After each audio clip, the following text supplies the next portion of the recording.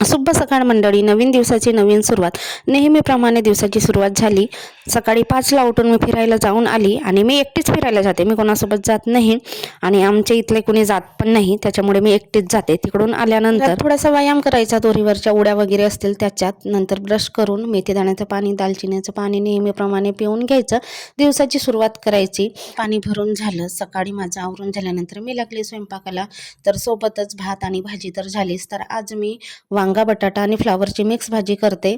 भात भाजी झाली, त्याच्यानंतर मी चपात्या करते आणि इकडे मुलांसाठी आमलेट बनवून दिली. आणि नंतर देवपूजा लास्टला असते, कारण वेळ जसं मिळेल तसं मी देवपूजा करते, नाहीतर मग रुद्रांशला सोडून देते, त्याच्यानंतर मी देवपूजा करते. आणि म्हणजे रुद्रांशला सोडून दिल्यानंतरच आमचं चहा पाणी होतं. रुद्रांशला सोडायला गेली तर इकडे बैलबंडीने वाढू घेऊन जातात. इकडे ट्रॅक्टरला परवानगी नाही आहे, त्यामुळे बैलबंडीचाच वापर केला जातो. नंतर केला चहाचे वाफे बघायला आली. तर आता ऊन कडक झाली आहे, त्याच्यामुळे सगळं घाम निघून गेला.